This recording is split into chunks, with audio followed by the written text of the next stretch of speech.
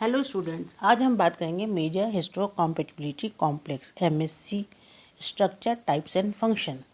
Major histocompatibility complex जो होते हैं वह जीन का एक समूह होते हैं जो कि ह्यूमन बींग्स के अंदर क्रोमोसोम नंबर 6 के डीएनए पर एक लॉन्ग कंटिन्यूस स्ट्रेच होता है जिसमें ये अरेंज रहते हैं।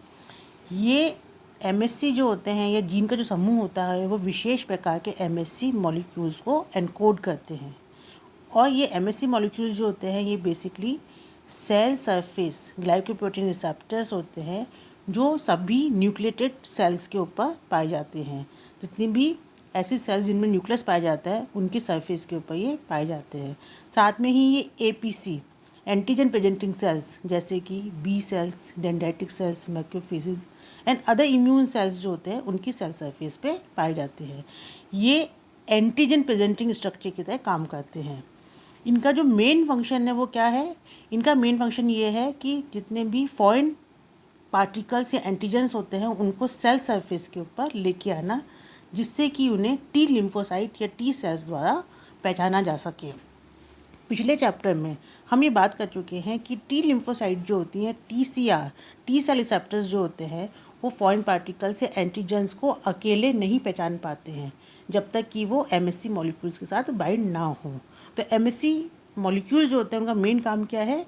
टी सेल्स द्वारा रिकॉग्नाइज करने के लिए एंटीजन्स को सेल सरफेस के ऊपर लेके आना। इसके अलावा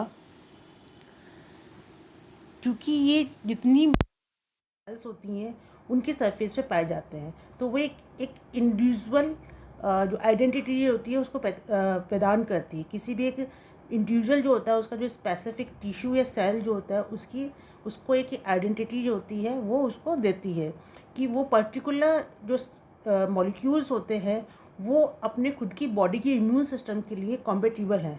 उनके अगेंस्ट जो होती हैं वो टी सेल्स जो होती है, दूसरी इम्यून सेल्स जो होती हैं वो काम नहीं करती हैं।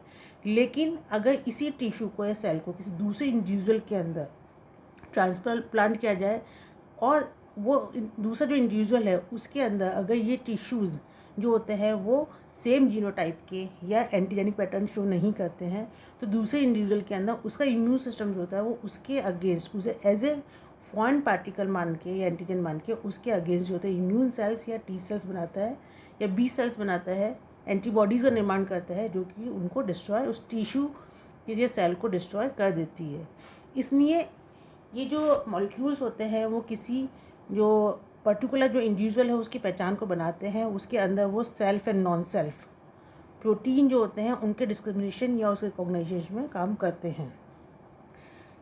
हिस्टो मीन्स होता है टिश्यू, कॉम्पेटिबिलिटी मतलब होता है एग्रीबल, मतलब कि कोई भी टिश्यू या सेल जो है वो किसी भी इंडिविजुअल में उसको एग्री किया जा रहा है, उसको एक्सेप्ट किया जा रहा है, दैट इज़ कॉल्ड एग्रीबल या कॉम्पेटिबिलिटी। और कॉम्प्लेक्स क्या है? वो हम जीन के समूह को कह रहे हैं जो कि एक मल्टीपल लोकाई के ऊपर जो होता है वो अरेंज रहता है या सिचुएटेड होता है। ये जीन्स जो होते हैं वो उन एंटीजन को कोड कर रहे हैं जो कि किसी भी ट्रांसप्लांटेशन में जब हम टिश्यू का ट्रांसप्लांट करते हैं तो वो अपनी कॉम्पेटिबिलिटी या इनकॉम्पेटिबिलिटी शो करता है। जैसे कि हम इसको इस तरह से बात कर सकते हैं कि जब भी किसी ऑर्गन या टिश्यू का ट्रांसप्लांटेशन किया जाता है तो एक इंडिविजुअल से दूसरे इंडिविजुअल में किसी भी ऑर्गन, टिश्यू या सेल को हम ले जा रहे हैं तो ये मॉलिक्यूल्स जो होते हैं अभी डिसाइड करते हैं कि दूसरे इंडिविजुअल में इसको एक्सेप्ट किया जाएगा या नहीं एक्सेप्ट किया जाएगा। अगर ये टिश्यू या सेल जो होता है दूसरे इंडिविजुअल के अंदर उसको इम्यून सिस्टम द्वारा एक्सेप्ट कर लिया जाता है तो इसे हम कॉम्पेटिबल टिश्यूज़ कहते हैं। और अगर उसको एक्सेप्ट नहीं किया जाता है तो इसको हम हिस्टो इनकॉम्पेटिबल टिश्यूज़ कहते हैं या इसको रिजेक्ट कर दिया जाता है। तो इस प्रकार चूँकि इनको ट्रांसप्लांटेड जो एक्सपेरिमेंट्स हैं उस दौरान इन जो मॉलिक्यूल्स हैं उनकी पहचान की गई थी, इसलिए हम इसको हिस्टो कॉम्पेटिबल मॉलिक्यूल्स भी कहते हैं। तो ये चीज़ हमको समझ में आ गई है कि बेसिकली क्या है कि एमएससी मॉलिक्यूल जो होते हैं वो एक विशेष प्रकार के जीन समूह द्वारा एनकोड किए मॉलिक्यूल्स हैं जो कि जितनी भी न्यूक्लिएटेड सेल सरफेस है उनके ऊपर पाए जाते हैं और सेल को एक स्पेशल आइडेंटिफिकेशन प्रदान करते हैं। अब ये स्पेशल सेल जो होती हैं या आइडेंटिफिकेशन जो होती है वो इस इंडिविजुअल को की पहचान है, उस इंडिविजुअल के अंदर उस मॉलिक्यूल्स को as a auto molecule, auto antigen recognise किया जाता है जिनके अगेंस्ट इम्यून सिस्टम काम नहीं कर रहा है। लेकिन अगर इन्हीं सेल्स या टिश्यूज़ को जब हम दूसरे इंडिविजुअल में, दूसरी बॉडी के अंदर ट्रांसफ़र करते हैं, तो उनका इम्यून सिस्टम अगर सेम जीनोटाइप है, सेम एंटीजेनिक पैटर्न है, तब तो वो उसको एक्सेप्ट कर लेगा। इम्यून सिस्टम उनके अगेंस्ट जो है वो एंटीबॉडीज़ या इम्यून सेल्स का निर्माण नहीं करेगा। लेकिन अगर ये सेल्स जो है उन पे पाए जाने वाले MHC प्रोटीन्स डिफरेंट टाइप के हैं, जो कि उस बॉडी के इम्यून सिस्टम जो है उसको वो एज ए सेल्फ प्रोटीन की तरह रिकॉग्नाइज नहीं कर रहा, उसे एज ए फॉरेनर रिकॉग्नाइज कर रहा है, तब वो उनके खिलाफ जो इम्यून सेल्स बना के उनको डिस्ट्रॉय कर देंगी। इसका कंसेप्ट सबसे पहले पीटर गॉरर एंड जॉर्ज स्नेल द्वारा दिया गया। ह्यूमन MHC को ह्यूमन ल्यूकोसाइट एंटीजेंस कॉम्प्लेक्स भी कहा जाता है, क्योंकि इनको सबसे पहले ल्यूकोसाइट सेल्स के ऊपर एज ए ऑटो एंटीजन जो है वो रिकॉग्नाइज किया गया था। MHC मॉलिक्यूल जो है बेसिकली उसकी 3 क्लासेस होती हैं। MHC1 class 1 MHC, class 1 MHC, class 2 MHC, class 3 MHC। तो सबसे पहले हम क्लास 1 MHC की बात करेंगे। क्लास 1 MHC जो कॉम्प्लेक्स हैं या जीन जो होते हैं वो उन ग्लाइकोप्रोटीन मॉलिक्यूल्स को एनकोड करते हैं जो कि जितनी भी न्यूक्लिएटेड सेल्स और प्लेटलेट्स होते हैं उनके सेल सरफेस के ऊपर एक्सप्रेस किए जाते हैं। इसमें जो क्लास 1 MHC प्रोटीन से मॉलिक्यूल्स जो होते हैं बेसिकली 2 पॉलीपेप्टाइड चैन के बने हुए होते हैं। पहली चैन जो होती है उसको हम चैन अल्फ़ा चैन बोलते हैं और दूसरी को हम बीटा माइक्रोग्लोबुलिन चैन बोलते हैं। बोथ है ग्लोबुलिन चैन, तो पहली जो होती है वो अल्फ़ा ग्लोबुलिन चैन है और दूसरी जो है वो बीटा माइक्रोग्लोबुलिन चैन है। अल्फ़ा चैन बड़ी होती है और बीटा चैन जो होती है वो छोटी होती है। अल्फ़ा चैन का मॉलिक्यूलर वेट जो होता है वो 45 किलो डाल्टन होता है एंड बीटा चैन का जो मॉलिक्यूलर वेट है वो 12 किलो डाल्टन होता है। और ये दोनों ही चैन जो होती हैं वो नॉन कोवेलेंट बॉन्ड द्वारा एक दूसरे से इंटरकनेक्टेड रहती हैं या जुड़ी रहती हैं। अल्फ़ा चैन और बीटा 2 माइक्रोग्लोबुलिन चैन जो होते हैं ये ज़रूरी होती हैं अगर क्लास 1 MHC जो प्रोटीन होता है अपने आप को एक्सप्रेस कर सके सेल सरफेस के लिए, इसलिए इनका एसोसिएशन बहुत ज़रूरी है। Alpha chain of MHC1 protein. Alpha chain जो होती है कि ट्रांस मेम्ब्रेन ग्लाइकोप्रोटीन है। ट्रांस मेम्ब्रेन ग्लाइकोप्रोटीन क्या हुआ, जो कि किसी भी सेल सरफेस के एक सिरे से दूसरे सिरे तक जाती है, मतलब उसको उसके आर पार जाती है और इसे ह्यूमन HLA कॉम्प्लेक्स के A-B-C रीजन में पाए जाने वाले पॉलीमॉर्फिक जीन्स जो होते हैं उनके द्वारा इनको एनकोड किया जाता है।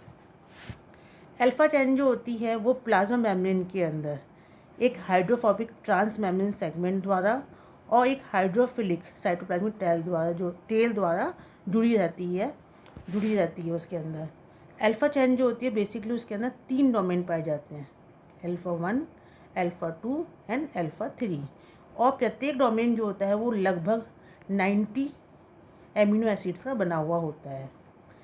इसके अंदर एक ट्रांस मेम्ब्रेन डोमेन होता है जो कि जो सेल मेम्ब्रेन होता है उसके आर पार जाता है, उसको वो 25 हाइड्रोफोबिक एमिनो एसिड्स का बना होता है जो कि हाइड्रोफोबिक रीजन में जाता है, जो कि लिपिड जो हाइड्रोफोबिक रीजन जो होता है सेल मेम्ब्रेन के अंदर उसके अंदर वो पाया जाता है।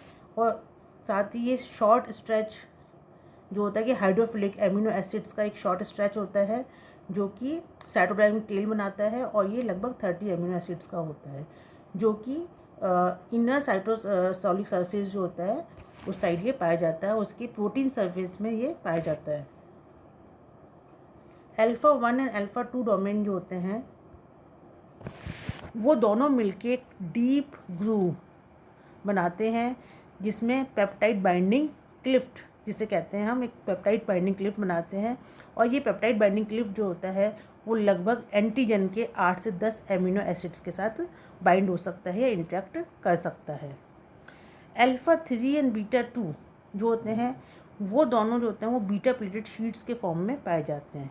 इसके अंदर एमिनो एसिड्स के बीटा स्ट्रैंड्स के एंटी पैरेलल विपरीत स्ट्रैंड्स पाई जाती हैं, जिसे हम इम्यूनोग्लोबुलिन फोल्ड कहते हैं। ये जो alpha chain and beta microglobulin होते हैं, इनको हम इम्यूनोग्लोबुलिन सुपर फैमिली रिसेप्टर्स की कैटेगरी में क्लासीफाई कर सकते हैं।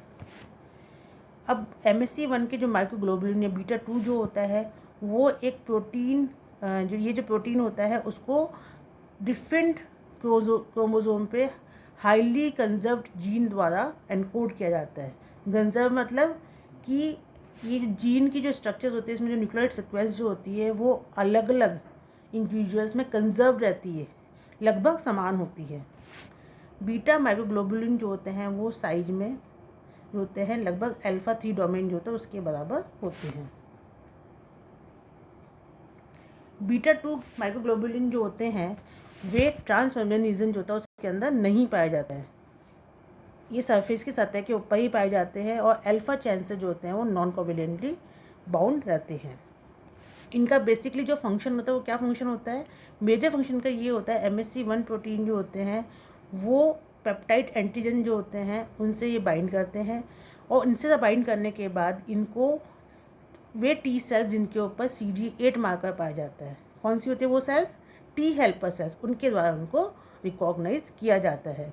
और जब टी हेल्पर सेल द्वारा इनको रिकॉग्नाइज किया जाता है उसके बाद टी हेल्पर सेल्स जो होते हैं उनको ये एक्टिवेट कर देते हैं, जिससे टी हेल्पर सेल्स जो होते हैं उनसे कुछ लिम्फोकाइंस या साइटोकाइंस जो होते हैं, इंटरल्यूकिन्स, लिम्फोकाइंस, साइटोकाइंस जो होते हैं वो सिक्रेट होते हैं, और ये हार्मोनल सिक्रेशन जो होता है टी हेल्पर सेल्स का वो अदर इम्यून सेल्स जैसे कि बी सेल्स हैं या मैक्रोफेजेज हैं, न्यूट्रोफिल्स हैं या टी साइटोटॉक्सिक सेल्स हैं, उनके प्रोलिफरेशन जो होता है उनमें ये हेल्प करते हैं। तो जितने भी MSC मॉलिक्यूल्स जो होते हैं वो जितनी भी न्यूक्लिएटेड सेल्स होती हैं उनकी सरफेस के ऊपर पाए जाते हैं। ये हमने इसकी स्ट्रक्चर देखी थी, इसका हम डायग्राम देख लेते हैं। ये MSC1 क्लास में ये अल्फा चैन है और ये बीटा माइक्रोग्लोबुलिन चैन है। अल्फा चैन बड़ी है जो कि 3 डोमेन होते हैं इसके, अल्फा 1, अल्फा 2 एंड अल्फा 3। इसमें जो होता है ये ट्रांसमेम्ब्रेन पोर्शन पाया जाता है, ये जो सेल सरफेस जो होती है, सेल मेम्ब्रेन जो होती है उससे जुड़ी रहती है, इसके अंदर एक ट्रांसमेम्ब्रेन हाइड्रोफोबिक पार्ट पाया जाता है जो कि लिपिड रीजन में पाया जाता है, साथ में एक शॉर्ट स्ट्रेच पाया जाता है जो कि हाइड्रोफिलिक होता है, जो कि इनर साइटोसोलिक सरफेस पे पाया जाता है। और जो अल्फा 1 एंड अल्फा 2 जो होते हैं उसमें एक पेप्टाइड बाइंडिंग क्लेफ्ट बनाते हैं, जिससे कि एंटीजन के एपिटॉप जो होते हैं वो उससे जुड़ सकते हैं। और बीटा माइक्रोग्लोबुलिन जो होती है वो एक शॉर्ट चैन है जो कि अल्फा 1 द्वारा नॉन कोवेलेंट बाइंडिंग करती है। तो ये है MSC क्लास 1। और MSC क्लास 1 जो होते हैं उन जो मॉलिक्यूल्स होते हैं उनका मेन काम क्या है, वो जितनी भी न्यूक्लियोटाइड सेल्स होते हैं उनके ऊपर पाए जाते हैं, और उन न्यूक्लियोटाइड सेल्स में जो एंटीजेंस होते हैं उन एंटीजेंस को वो न्यूक्लियोटाइड सेल की सरफेस के ऊपर प्रेजेंट करते हैं, जिन्हें टी हेल्पर सेल द्वारा रिकॉग्नाइज किया जाता है। जब ये T helper cells MSC class 1 के साथ बाइंड एंटीजेंस को रिकॉग्नाइज करती हैं, इनके साथ इंटरेक्ट करती हैं, तो ये टी हेल्पर सेल्स खुद एक्टिवेट होकर अदर जितनी भी दूसरी इम्यून सेल्स जो होती हैं उनके प्रोलिफरेशन में या उनका जो उनकी ग्रोथ होती है उनमें ये मदद करती हैं। अब हम MSC 2 क्लास जो है उसको हम नेक्स्ट चैप्टर में पढ़ेंगे। Thank you.